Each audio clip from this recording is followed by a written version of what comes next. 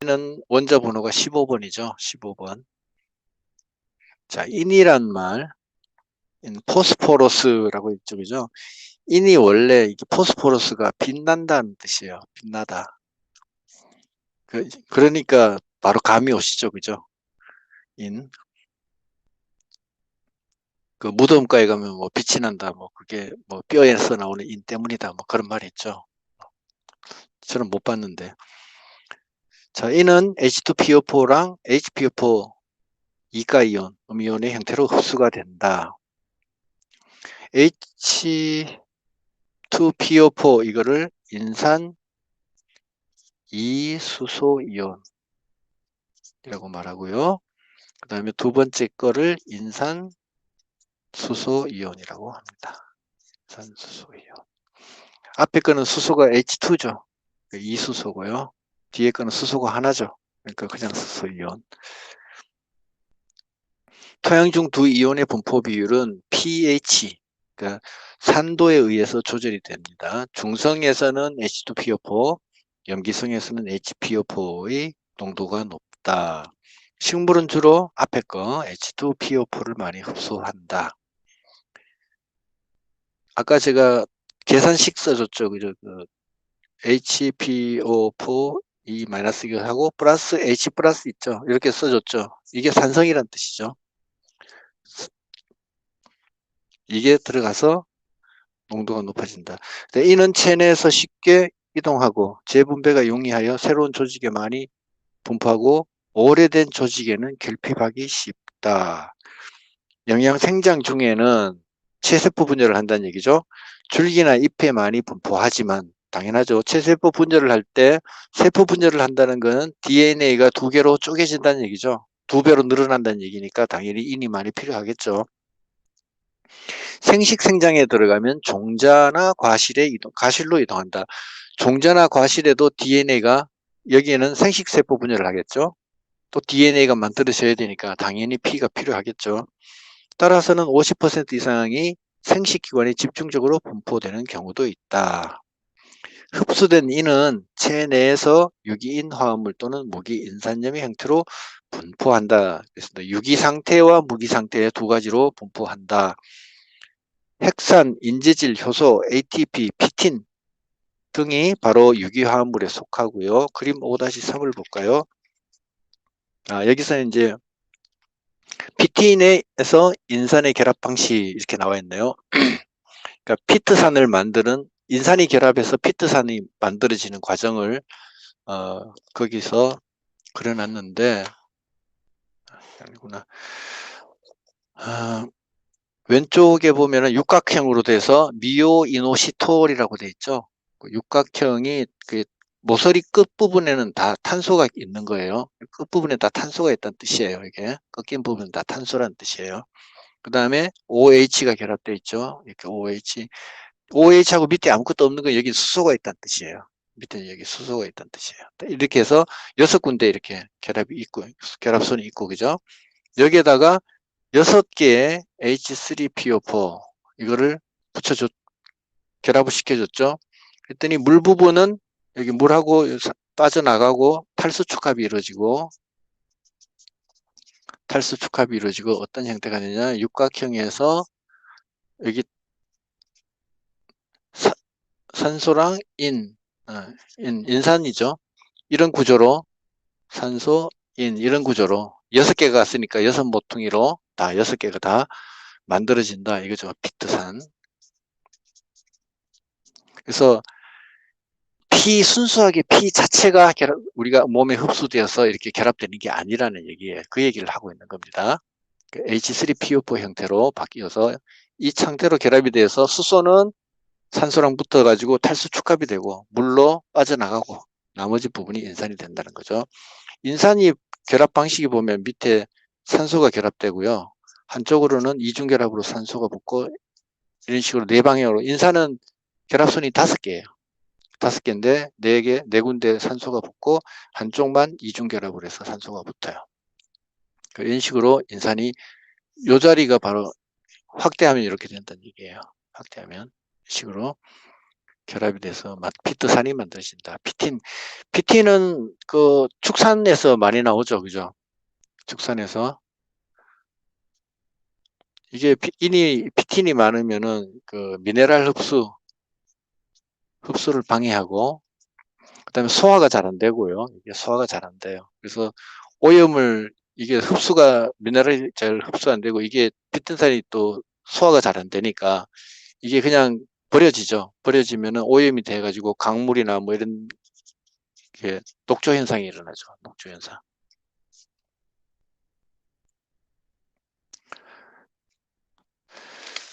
그 한 가지 피트산을 예로 든 겁니다. 이런 식으로 인이 몸 안에 들어가서 결합할 때 이런 식으로 결합이 된다.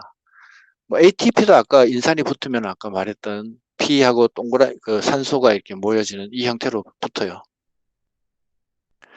이들은 앞부분 111페이지 다시 읽겠습니다. 이들은 세포의 생장과 증식에 반드시 필요한 물질들이다.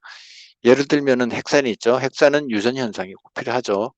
인지질은 물질의 투과성에 관여한다. 뭐 세포막, 그죠? 인지질 이중층.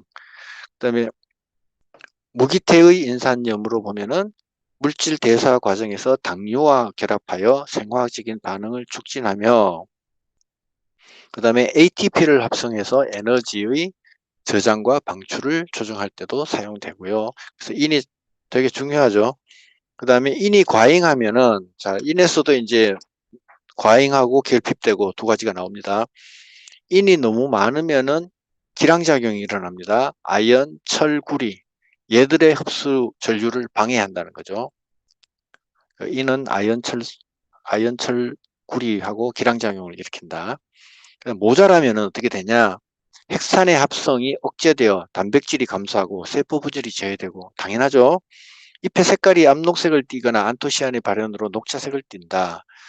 줄기는 가늘고 딱딱해지며 과실은 작고 성숙이 늦어진다. 인이 부족하면 성숙한 조직에서 유조직으로 재분배가 일어난다. 그러니까 인이 없으면 세포 분열을 잘 할 수 없기 때문에 아무래도 성장이 안 되겠죠. 조그만해지고 딱딱해지고 가늘어지고 뭐 이런 현상. 그 다음에 일단 유조직을부터 살려야 되니까, 어리고 연약한 이 부분부터 살려야 되니까 인이 다 그쪽으로 가버리겠죠. 그 다음에 세 번째로 칼륨이죠. 칼륨은 그 영미권에서는 포타슘이라고 그래요. 포타슘. 이 칼륨이 이제 재라는 뜻이거든요. 재가 붙어 있는 그 병 있죠, 포트. 그 병 밑바닥에 보면 재가 많이 옛날 이런 병들 이걸 불에다가 올려가지고 데웠죠. 이 안에서 불을 피우면은 여기 이제 재가 많이 끓으면 안 씁니다. 그죠? 이걸 칼륨이라고 했던 거, 포타시라고 그랬던 거죠. 거기서 이제 따온 이름이에요. 그 다음에 칼륨은 라틴어에서는 칼리움이고요. K 플러스 칼륨 이온, 양이온의 형태로 흡수가 된다. 흡수 속도가 빠르고 체내 이동과 재분배가 용이하다. 왜 그러냐? 칼륨은 이온 한 개이기 때문에. 분자 상태가 아니죠. 무기염이나 유기산염으로 분포하며 이온화되어 있거나 이온화되기 쉬운 상태로 존재한다. 일족이기 때문에 이온을 전자 하나를 밖으로 버리는 그런 성질이 강하죠. 대부분의 식물은 무기원소 가운데 칼륨을 가장 많이 함유하고 있다. 광합성이 활발한 잎이나 세포 분열이 왕성한 생장점 부위에 다량으로 분포되어 있다. 이게 잎에 많은 이유는 우리 앞에서 공부했습니다. 기공개폐할 때 공변세포, 그죠? 공변세포랑 작용해가지고 칼륨 이온이 왔다리 갔다리 하면서 그 농도 조절을 했었죠. 칼륨은 독자적인 이온 상태로 활동한다. 주요 기능은 수분의 흡수 조절, 기공의 개폐 조절, 그다음에 동화물질의 전류 촉진, 효소의 활성화 등으로 알려져 있다. 자, 칼륨은 지금 조그마한 녀석이다 보니까 뭔가 자꾸 조절하고 전달해주고 이런 쪽으로 많이 기능을 하네요. 그죠?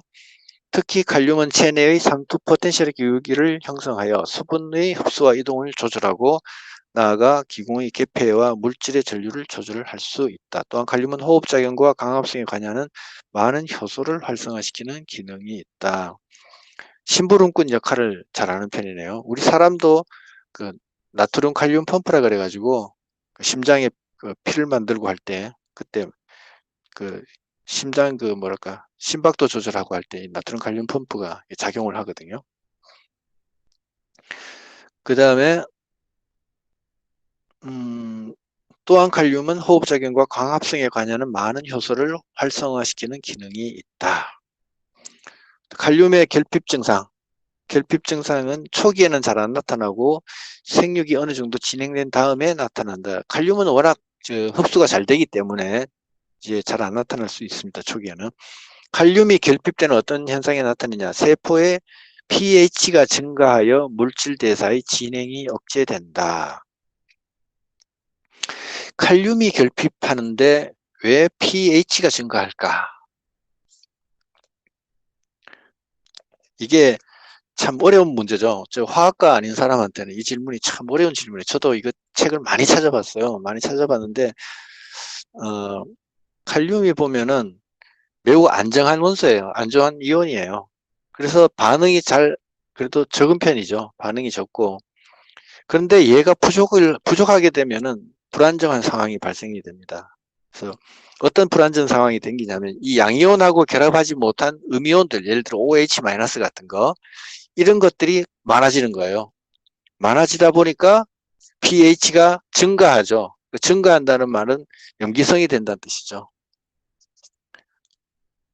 그래서 칼륨이 결핍하면은 pH가 증가한다는 말이 답을 여기서 찾았습니다. 칼륨 이온이 양이온이 부족하게 되니까 OH 이게 합성이 되면 KOH가 되죠. KOH 그죠? 수산화칼륨 이런 식으로 OH가 많이 증가한다.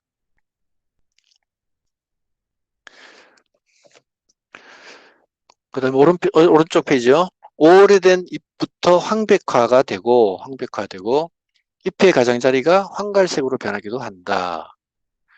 줄기와 뿌리는 가늘어지고 특히 줄기의 유관속은 목질화되어 조직이 연약해지고 잘 쓰러진다.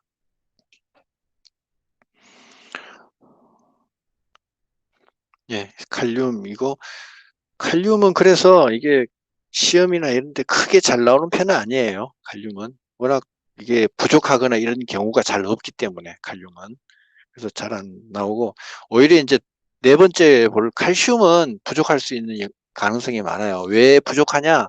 아까 이거 했었죠, 그죠? 카스 철분구 이동이 잘 안 되는 거. 칼슘은 이동이 잘 안 되기 때문에 이게 부족하기 쉬워요. 자, 이거는 칼슘은 원자 번호가 20번입니다. 20번이고 이게 칼슘 할 때 칼시스라는 말이 라틴어에서 석회석이라는 뜻이에요. 석회. 분필이라는 뜻도 있어요. 거기서 칼슘이란 말을 따온 거죠. 칼슘은 이족이기 때문에 이가 양이온이죠. 이가 양이온으로 잘 변화되고 칼슘 이가 양이온의 형태로 흡수된다. 토양에 많이 분포되어 있지만 식물의 흡수율은 낮은 편이다. 흡수된 칼슘은 잎에 많이 분포하며 체내 이동과 재분배가 잘 안 된다. 콩과식물은 벽과식물의 3배를 함유하며 무, 양배추, 감자 등 많은 양의 칼슘을 함유하고 있다. 아무래도 채소 종류 쪽에 칼슘이 많이 들어가 있죠. 이거 5장은요, 공부할 때 어떤 원리적인 설명을 듣는 것보다는 많이 읽고 이렇게 자꾸 이렇게 익숙해져야 돼요. 알겠습니다. 칼슘은 지방산, 유기산, 펙틴, 단백질 등과 결합한다. 분열 조직에서 펙틴산 칼슘은 딸세포 사이에 생기는 세포판에서 중층을 형성한다. 이게 중층이라고 우리 그 앞에 페이지에도 보면은 그 세포막이 있고 그다음에 세포벽이 있었죠. 세포벽이 있고 그 세포벽과 벽 사이에 가느다랗게 중엽층이라고 있었어요. 중엽층. 그죠? 기억나세요? 페이지 38, 40 거기에 나옵니다. 38, 40. 세포 분열할 때도 이 두 세포가 분열해서 두 개로 나누어지면은 나 이제 세포 분열이 다 끝날 마지막 시기에 중간에 딱 두 개를 갈라주는 막이 생겨요. 층이 생겨. 그게 중층이거든요. 그 중층에 칼슘 성분이 많이 들어간다는 얘기죠. 그 역할을 해준다는 얘기죠.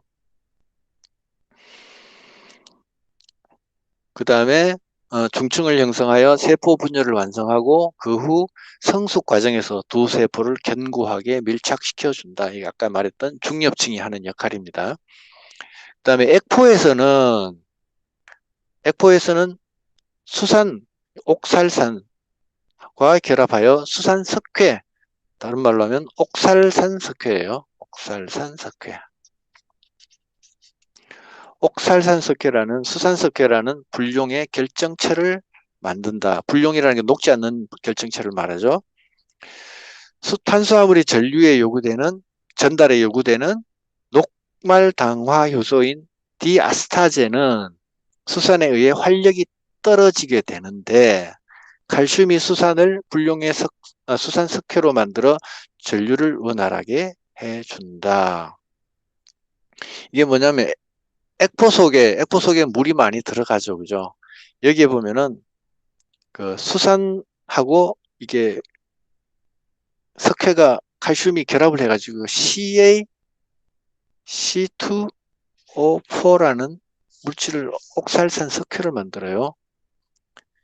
이게 만들어지면 딱딱한 덩어리가 되는 거죠. 딱딱한 덩어리가 되면 이게 그 탄수화물 전달하고 하는데 방해를 해요. 얘가 방해를 했는데 이때 이제 칼슘이 그 수산석회를 만들어서 수산석회로 만들어 가지고 덩어리를 지게 만들어 가지고 전류를 원활하게 해준다. 다시 말할게요. 그 액포 안에서도 그 물도 있지만은 그 다음에 탄수화물 뭐 등등 다른 영양소들이 저장 영양소들이 많이 있어요. 녹말도 들어있고요. 이런 것이 들어있는데 수산이라는 것 때문에 이 수산이 옥살산이죠. 얘가 그 녹말을 그 분해해주는 디아스타제 역할을 기능을 떨어뜨려요. 디아스타제의 기능을 떨어뜨린다는 얘기죠. 그러니까 녹말이 잘 녹질 않겠죠. 녹아야 딴 데로 전류를 시킬 수 있는데 수산하고 붙어가지고 그 대신에 칼슘이 수산하고 붙어버리는 거예요. 붙어서 딱딱한 고정체를 만들어 버립니다. 그러면은 디아스타제가 수산으로부터 자유롭게 독립이 돼서 자기 역할을 다 할 수 있겠죠. 녹말을 녹이는 분해하는 역할을 할 수 있겠죠. 그래서 녹말이 다른 데로 전달이 잘 될 수 있도록 만들어준다. 이제 그 얘기를 하고 있습니다. 이게 보통 뭐 우리 사람 몸에도 신장에 보면 결석이라는 게 있고 뭐 그렇죠. 그죠. 똑같은 건 아니지만 비슷한 원리죠. 비슷한 그런 기능들이 몸에 일어난다는 거죠. 그 다음에 포도도 이렇게 보면은 주석산이라고 있죠. 그죠. 주석산. 그 포도 그 즙자고 나면 밑에 덩어리 같은 게 많이 생기죠. 그죠. 똑같은 건 아니지만 비슷한 원리입니다. 원리가 비슷하다는 겁니다. 그 다음에 또한 볼게요. 효소 단백질과 결합하여 ATP아제, 알파 아밀라제, 포스포리파제 등의 효소를 활성화시킨다. 그러니까 칼슘이 플러스 효소 단백질하고 합쳐져 가지고 여러 가지 효소들의 활성을 좋게 해준다. 그 다음에 네 번째로 단백질인 칼모듈린과 결합하여 칼모듈린 칼슘 복합체를 만드는데 그렇게 해서 2차 신호 전달자의 역할을 하면서 다양한 대사 작용을 한다. 칼모듈린이라는 단백질 걔랑 합쳐져 가지고 신호 전달자 역할을 하게 된다. 그래서 총 네 가지. 첫째는 중층을 만드는 역할. 그 펙틴산 칼슘 거기서 딸세포가 분열할 때 중층을 잘 형성해 준다. 두 번째는 그 수산석회를 만들어 가지고 녹말 전류를 좋게 해준다. 녹말 분해를 좋게 해준다. 세 번째는 효소 단백질하고 결합을 해서 활성화를 시켜준다. 네 번째는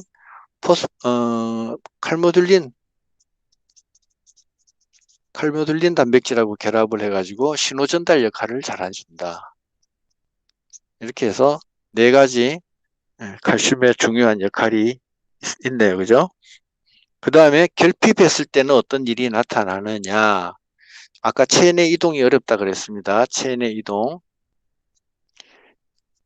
분열 조직 부위, 어린잎의 정단이나 가장자리, 그 다음에 과실, 저장 조직 등에 잘 나타난다. 주요 증상은 황화하거나 괴사하며 또는 세포벽이 용해되어 연해지고 물렁물렁해지죠. 썩는단 말이죠. 한마디로 흑갈색으로 변한다. 시험에 잘 나오죠. 이거 사과의 고두병, 토마토의 배꼽 썩은병. 배꼽 썩은 뭐 이런 식으로 용어가 딱 나오면 그건 답은 칼슘이에요. 칼슘이 이렇게 쓰면은 이렇게 하면은 꼭 마치 배꼽같이 생기지 않았나요? 칼슘이 이렇게 쓰면은 그죠? 그래서 저는 그렇게 해요. 칼슘을 딱 쓰면은 배꼽같이 생겼으니까 배꼽 썩은 병이라고. 이때 변색은 칼슘과 킬레이트를 형성하지 못한 페놀 화합물이 산화되기 때문에 나타난다. 아, 이 킬레이트. 이거를 다른 말로 하면 집게발이거든요. 집게발. 아까 165페이지에 보시면은요. 그림에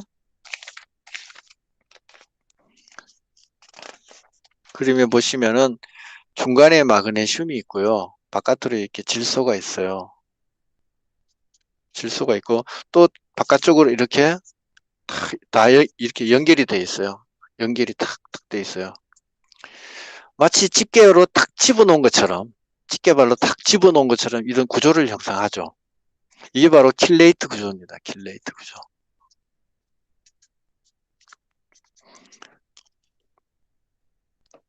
근데 칼슘이 여기에 마그네슘도 들어갈 수 있지만 다른 것도 들어갈 수 있다고 그랬어요. 대신에 그게 물질이 달라질 뿐이지 다른 물질도 될 뿐이지 만약에 여기 칼슘이 들어간다고 없다고 쳐버렸어요. 쳐보면 이게 다 뭉개져 버리죠.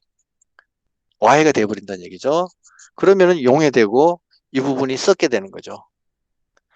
칼슘이 하나 중간에서 딱 중심을 잡아주는 어떤 뭐 철근 역할을 딱 해주는 거예요. 마그네슘도 그렇고 그게 안 된다는 거죠. 그 다음에 5번 들어가겠습니다. 5번. 5번은 마그네슘이고 원자 번호는 12번이에요. 12번 마그네슘. 마그네슘도 중요하죠. 마그네슘은 이가 양이온 형태로 흡수가 된다. 다른 양이온과 기량작용이 심하다. 성격이 좀 까다로우신 분이네요. 특히 칼륨, 칼슘, 암모늄, 그다음에 망간 등의 이온과는 서로 흡수를 방해한다. 기량작용이죠. 137페이지를 한번 펴보세요. 137페이지에 보시면은 세 번째 줄에 위에서 세 번째 줄에 예를 들면 있죠. 마그네슘과 칼륨 이온은 상조작용을 하며 이렇게 돼 있죠. 다시 113쪽에 마그네슘은 칼륨과 기량작용이 심하다. 그럼 어떻게 맞는 걸까요? 자, 우리 책을 읽으면서 이런 부분이 가끔 나옵니다. 나오는데 2009년도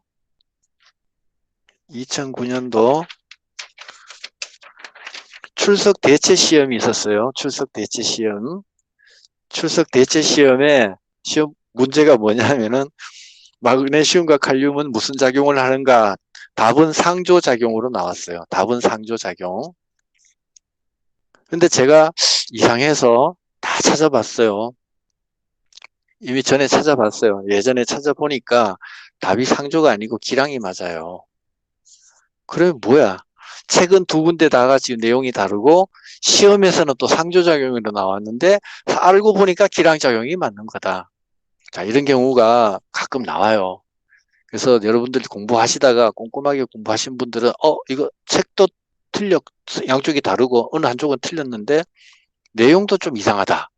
교수님한테 딱 이 제기를 하면은 대체 시험 같은 경우에는 한 문제 하나가 비중이 되게 크죠. 점수가 높죠. 이런 경우에 이제 한 문제 그저 얻어 걸릴 수 있죠.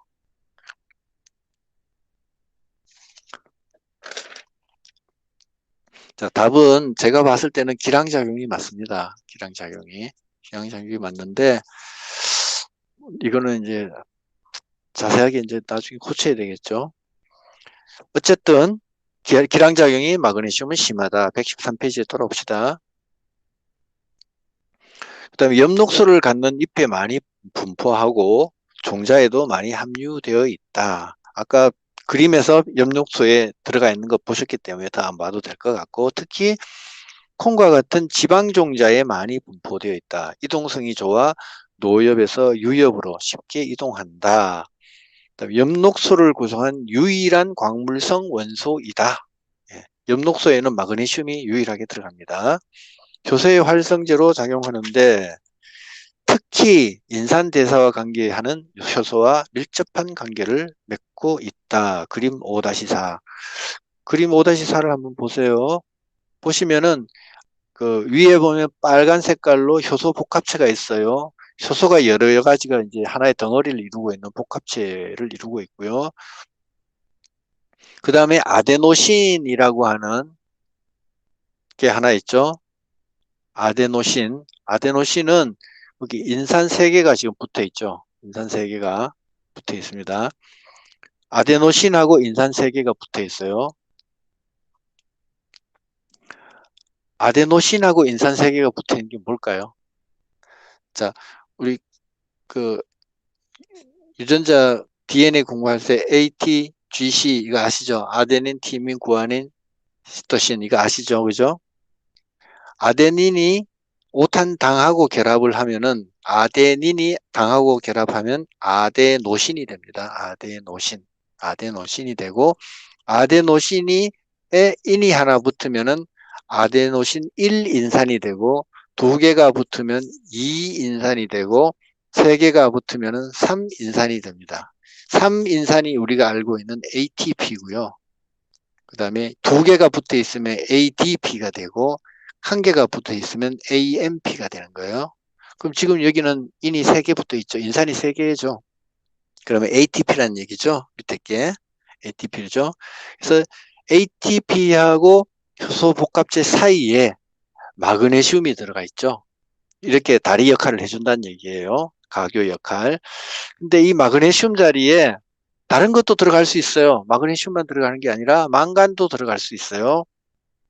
망간도 보면은 117페이지에 망간 얘기할 때 나옵니다. 나오는데 그 자리에 망간 대신에 망간도 들어갈 수 있다.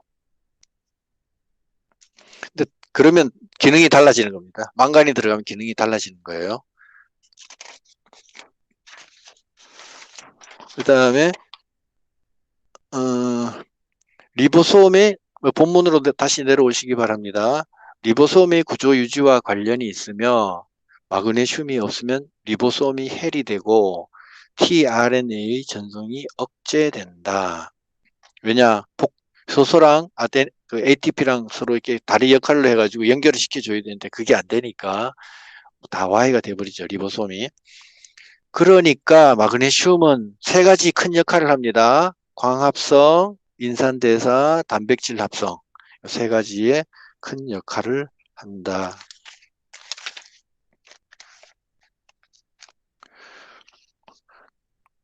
단백질 합성에서는 149페이지 그림에 보시면은요. 149페이지 그림 6-14를 한번 보시기 바랍니다. 글루탐산이라는 게 있고요. 첫 번째 글루탐산에서 글루타민으로 가기 전에 화살표를 보시면은 그 밑에 더 플러스 마그네슘 이가이온 이렇게 표시가 되어 있습니다. 이렇게 마그네슘이 단백질을 만들 때 지금 149쪽의 그림은 지금 단백질 그 아미노산 합성하는 단계거든요. 거기에 이제 나중에 보겠지만은 마그네슘이 이렇게 들어갑니다. 들어가기 때문에 마그네슘의 큰 역할, 광합성, 인산대사, 단백질 합성 이 세 가지 큰 역할을 한다. 자, 결핍하면 어떤 일이 일어나느냐? 황백화가 된다. 엽록소가 깨져버리니까 황백화 되겠죠. 노엽에서 먼저 시작하고 주로 염맥 사이에 나타난다. 이것은 마그네슘이 노엽에서 신엽으로 쉽게 이동하고 염맥 사이에 있는 엽록소가 쉽게 분해되기 때문이다. 자, 대부분의 원소들은 다 보면은 노엽에서부터 빨리 돌아가십니다. 사람도 뭐 똑같죠, 그죠? 그 다음에 황, 여섯 번째 황을 보시기 바랍니다. 황은 16번 원자예요. 원자번호 16번입니다. 16번. 16번이고, 영어로는 sulfur. sulfur라는 게 이게 황이란 뜻을 가지고 있어요. 황, 번개, 뭐, 벼락, 어딥니까? 화산 폭발한 데 가보면은 황이 발견되는 곳이 많죠. 자, 황은 뿌리에서 황산염의 형태로 흡수가 된다. 황산염, SO4, 2가 음이온. 흡수된 황산 이온은 환원되어서 옆에 S하고 줄 두 개 있고 줄 두 개 있고 산소 이렇게 돼 있죠. 줄 두 개라는 건 아까 말씀드렸듯이 이중결합이에요. 이중결합. 공유결합할 때 이중결합한다는 뜻입니다. 그 다음에 단일결합, 양쪽으로 단일결합하는 경우, 그 다음에 황 두 개가 양쪽으로 중간으로 단일결합하는 경우, 그 다음에 SH기, 그 다음에 질소하고 탄소, 수소, 이중결합, 뭐 이런 식으로 다양한 함황 유기물, 화합물을 형성한다. 그러니까 황은 결합하는 방식이 여러 가지 방식으로 결합을 할 수 있다는 얘기죠. 체내에서 이동이 떨어져 쉽게 움직이지 않는다. 카스 철붕구리, 카스 철붕구. 자, 이거 외우셔요. 공부하면서도 가끔 생각날 때마다 한 번씩 제가 할 테니까 여러분들도 입으로 한 번씩 따라 외우시면 돼요. 그 다음에 필수 아미노산 가운데 시스틴, 메티오닌은 함황 아미노산이다. 필수 아미노산이 뭔지는 아시죠? 예, 그건 설명 안 할게요. 필수 아미노산 가운데 시스틴 혹은 뭐 시스테인인데 밑에다가 154페이지라고 써놓으세요. 그러면 시스테인이라고 돼 있고 메티오닌은 아시죠? 콩에 부족해요. 콩에 부족하다는 얘기죠. 콩에 많다는 게 아니라 부족하다는 거죠. 그래서 골고루 먹으라는 얘기죠. 음식을 골고루 먹어라. 쌀에 부족한 거는 라이신이죠. 이거 저기 어딘가 식품이용학인가 나오죠. 그죠? 비타민 중에는 티아민, 바이오틴, 호흡에 관여하는 조효소 A, 산화 반응에 관여하는 리포산, 식물의 2차 산물 가운데 양파의 알릴설파이드, 그 다음에 배축과 식물의 글루코시놀레이트, 마늘의 알리인 등은 황을 함유하는 대표적인 유기화합물이다. 이게 알릴, 그 다음에 알리인, 알리신, 뭐 이런 말 나오죠. 알리움이라는 단어가 라틴어에서 양파, 마늘이란 뜻이에요. 양파, 마늘이란 뜻이에요. 알리움이. 이게 맵다는 의미도 가지고 있어요. 맵다는 의미. 맵다는 의미. 양파, 마늘 맵잖아요. 그죠? 얘들이 다 황을 가지고 있다. 오른쪽 그림을 보시면은 오른쪽 페이지에 알리인과 글루코시놀리트의 구조식이라고 되어 있습니다. 그죠? 마들의 알리인은 세포벽에 분포하는 효소 알리나제의 작용으로 알리신, 피루부산, 그리고 암모니아로 분해된다. 이 중에 알리신이 항암, 항균, 미온맛 등을 나타낸다. 여기 이제 왼쪽 그림 알리인에 대한 설명이고요. 보시면은 왼쪽에 CH2, CH2, CH2 이렇게 세 개가 있죠. 세 개가 있고 이게 이제 피루부산인가? 그렇죠? COH, CHNH2, 그다음 CH2. 요게 이제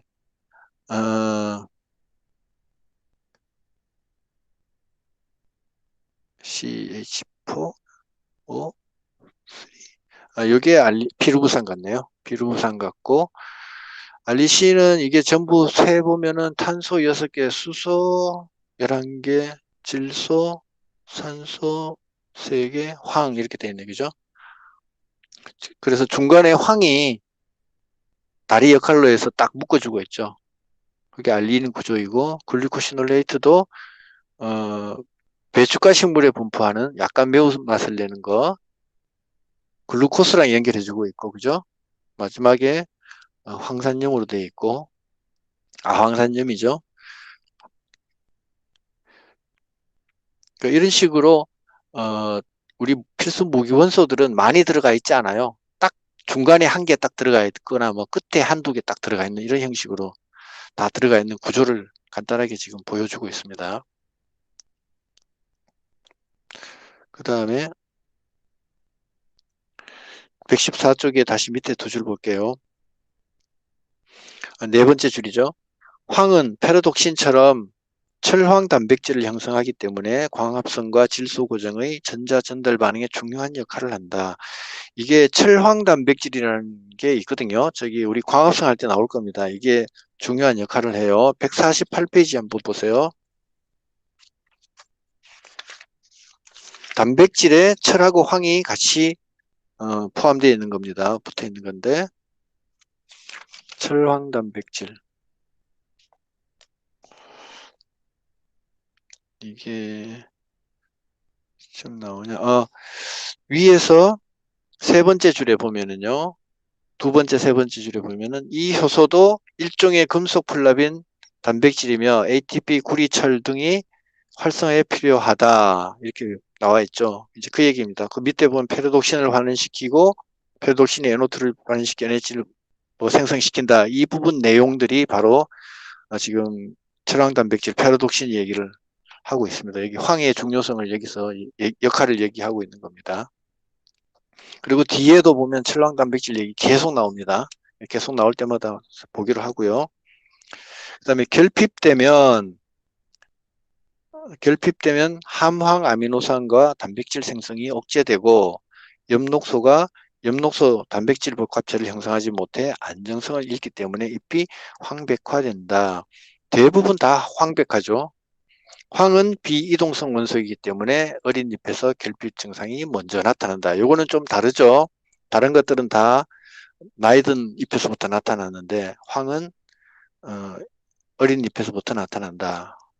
이동이 잘 안 되기 때문에. 그 다음에 이렇게 해서 다량 원소는 다 했고요. 그 다음에 이제 미량 원소 쪽으로 가겠습니다. 미량 원소는 철까지만 하고 잠깐 휴식 갖겠습니다. 철, 아이언, 라틴어로는 페럼이죠. Fe. 그래서 Fe가 페럼에서 따온 거고 원자 번호는 26번이죠. 26번째. 미량 원소 가운데 가장 많이 요구되는 원소로 다량 원소로 간주하기도 한다. 철은 철 이가 양이온이죠. 이거를 제1철이라 그래요. 제1철. 제1철. 그 다음에 두 번째 삼가 양이온 이거를 제2철이라 그래요. 제2철이라 그럽니다. 형태로 흡수되지만 제1철의 용해도가 커서 더 잘 흡수된다. 철 이온은 쉽게 불용성이 되어 흡수가 어려운 것이 특징이다. 가스 철분구 할 때 철 이동성이 잘 안 된다 그랬죠. 약하다 그랬죠. 그리고 불용성이 된다. 쉽게 불용성이 된다는 말은 다른 말로 하면 산화철이 된다는 얘기입니다. 녹슨다는 얘기예요. 쉽게 산소와 결합해서 녹이 쓸어버려요. 그래서 이용하기가 어렵습니다. 특히 pH가 높으면 다른 말로 염기성이 되면은 흡수가 잘 안 되고 칼륨, 칼슘, 망간, 구리, 아연 등 이온 등과는 기랑 관계이다. 체내 함량은 극히 작고 체내 이동이 어렵고 재분배가 거의 되지 않는다. 철은 2가와 3가 그리고 삼가 플러스 전자의 상호 전환을 통하여 전자 전달의 기능을 한다. 이게 철 2가 이온은 이게 분해를 하면은 철이 삼가양이온. 전자가 삼가는 두 개에서 한 개가 더 빠져나갔다는 뜻이에요. 빠져나가서 별도로 있는 이 상태예요. 이게 두 개, 좌우는 같은 겁니다. 함량은 전자의 숫자는 같은 거예요. 같은 건데 2에서 하나가 빠져서 밖으로 튀어나오면서 얘가 3이 된 겁니다. 통하여 전자 전달의 기능을 한다. 그래서 아까 황에서도 전자 전달 기능이 있었죠. 그래서 철황 단백질 그랬죠. 여기서 철입니다. 그래서 전자 전달에 시토크론과 페로독신 같은 철 단백질과 효소의 구성에 참여한다. 이게 173페이지의 그림을 잠깐 볼게요. 시토크론과 페로독신이라 그랬죠.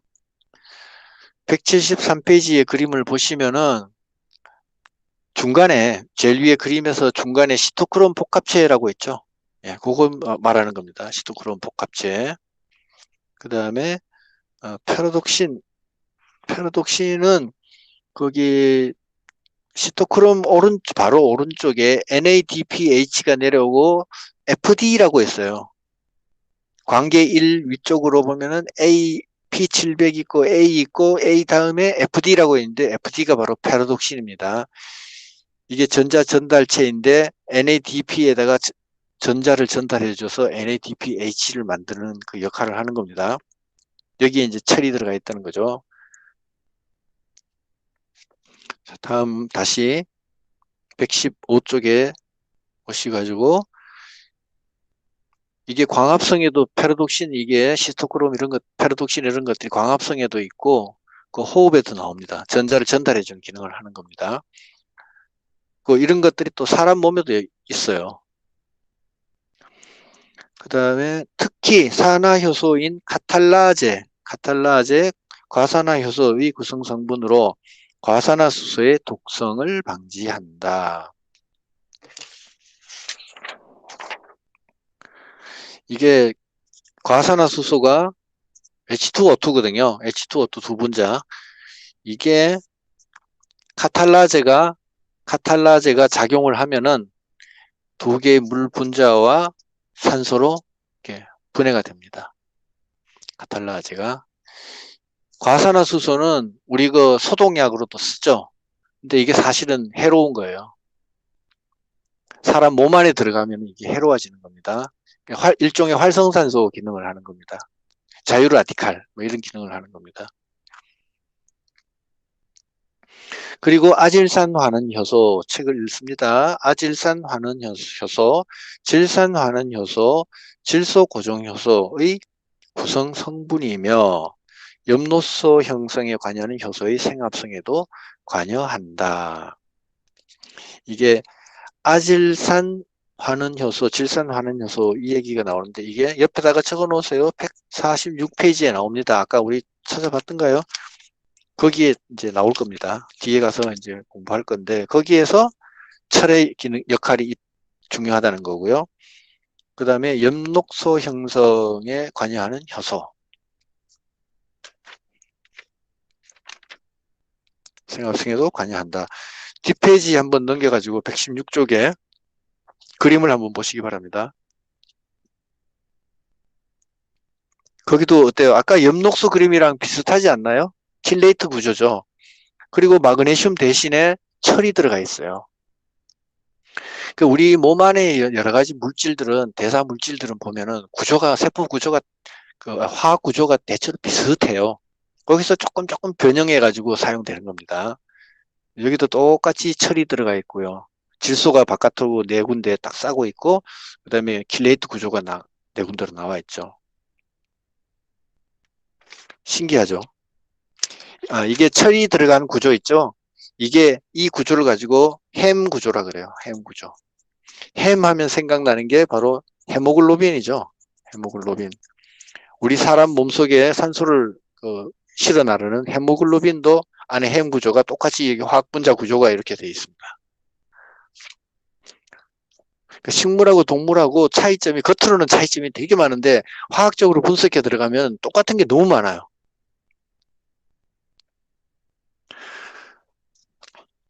그 다음에 질소 고정 효소의 뭐 구성성분으로 이며라고 되어 있죠. 그건 P 152쪽에 나옵니다. 152페이지에 나중에 공부할 겁니다. 결핍되면 엽록체의 구조가 깨지고 아울러 엽록소가 소실된다. 이 결과로 잎이 황백화되며 심해지면 전체가 백색으로 변한다. 체내 이동이 잘 안 되기 때문에 어린 잎이나 생장점 부분의 잎에서 결핍 증상이 나타난다. 자, 이동이 잘 안 되는 경우에는 대체로 어린 잎, 그죠? 어린 쪽이나 생장점, 한참 세포 분열이 왕성할 쪽에서 모자라게 된다. 이 얘기예요. 그죠? 왜냐하면 이미 늙은 쪽에는 철들이 가 있겠죠. 근데 새로운 쪽으로 이동을 못 하니까. 어린 잎의 황백화는 전면에 걸쳐 나타나지만 식물에 따라서는 이 엽맥은 그대로 녹색으로 남아있는 경우도 있다. 이동을 못했으니까. 황백화라는 건 너무 많죠? 다 황백화래. 근데 어느 부위냐, 왜 그러냐, 그 원인을 알면은 조금 이해하기가 좋겠죠. 그래서 조금 더 쉬었다가, 3시 15분에 또 시작하도록 하겠습니다.